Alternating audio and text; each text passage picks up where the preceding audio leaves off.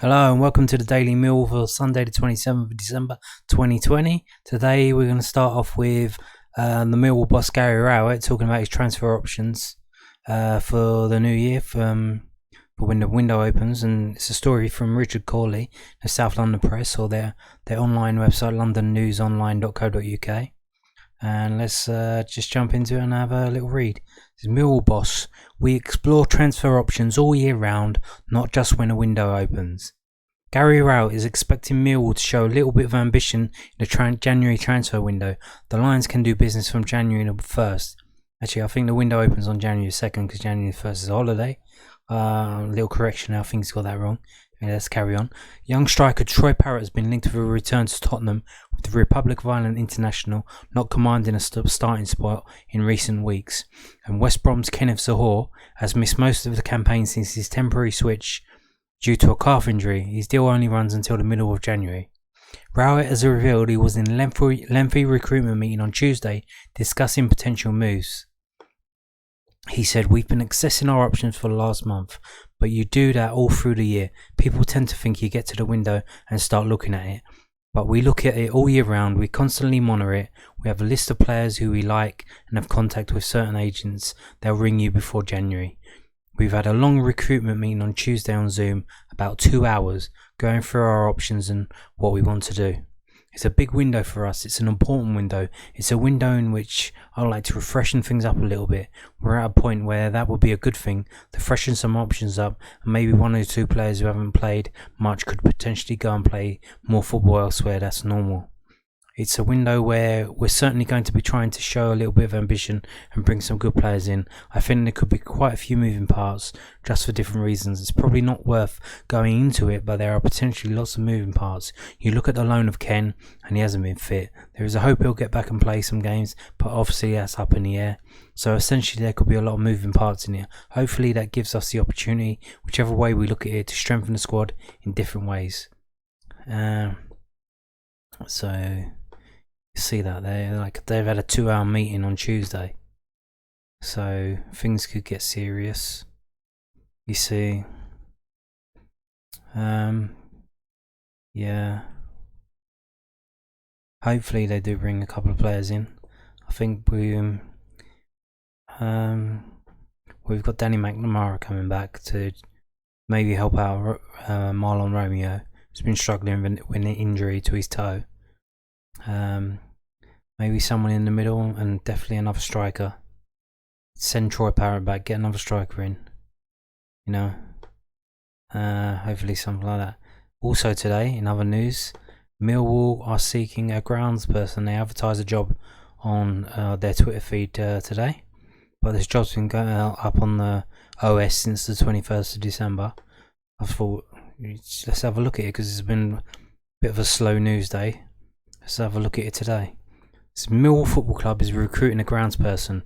Required for support to the grounds manager, the role holder will be based at the Lions training ground in Bromley, but may also be required to work across the club's other sites at the Den and in Eltham. Duties will include assisting in the club's pitch maintenance programme, ensuring a delivery on excellent playing service at the training ground and more.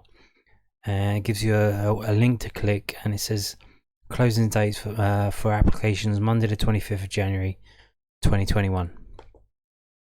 So I've just pulled up the job description. It's 35 hours a week. It's £18,000. It's a bit stingy, to be honest with you, I think. Well, in terms of, I don't know in terms of a groundsperson job, because I don't know how much they get paid, but like, this is an assistant to the grounds manager, so it's not the head honcho's job, but I would imagine this is probably for maybe like a 19-20-year-old kid who's just come out from the college with the necessary qualifications for this job and still living at home. Because if you had to that's not really a living wage in this area. So, I think it's either for like a teenager or maybe someone who's getting a bit long in the tooth, maybe like semi-retired, and they're already getting like some kind of pension. maybe I don't know what jobs you get early pension, maybe police or the army. I don't know where you get an early pension when you're in your late 50s or early 60s. Maybe you want to get out of the house and do something. Don't just mooch around the house or mooch around a bar drinking all day. So top up your wages. Get down to the den every home game and help out here. It says here, yeah, you can read it here. It's helping out the groundsman, operating the machinery, keeping the machinery clean, putting it back. It says here, this is what they would desire: experience in working on professional sports pitches or amenity horticulture, qualified with NVQ level 2 in sports turf management or equivalent. All the necessary teamwork in communication skills, stuff like that. Representing the club in a professional manner. This is a high profile role, therefore you must present with a clean, smart appearance at all times. Club uniform and PPE will be provided by the club, which must be worn on duty. So all that stuff that's going on there. It says here 35 hours a week, kind of flexible, and then there's an email address to send your application in. Then there's the date, closing date for applications. So, but going back up here, and you see the MVQ in level 2, sports turf management. So, what's that about? Every job these days, you need a piece of paper to do your job. You can't just turn up and they'll teach you how to do it. They want you to already know how to do it before you get there. So I had a little look around and see this online course in horticulture, and you got this here for £340. This course, and it's basically, I think it's basically the course that they want you to have to get this job, but it's an online course for sports turf management. Like, what? How is it an online course for turf management? You can do a course online for turf management and not get anywhere near any turf. It's all online. It's all theory and courses and quizzes and stuff like that. But you see the thing. You go down here and see the things they like: soil treatment sprays, management plan, choosing your turf, mowing, cultivation techniques.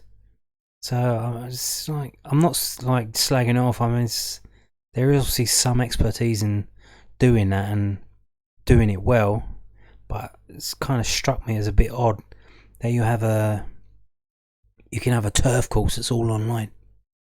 I know, like in this day and age with the virus and that, everything's got to be online, like for your safety. But like a 100-hour course online, it's 340 quid. So you got to spend 340 quid, to take 100 hours to get this piece of paper to allow you to apply for that low-paying £18,000 job down at Millwall, looking after the turf there. That's seems a bit funny for me. I just thought I'll share that with you anyway. So that's it for today. Slow news day today. Maybe it'll pick up tomorrow. Maybe we'll sign a striker who could score a few goals. Anyway, bye for now. See ya.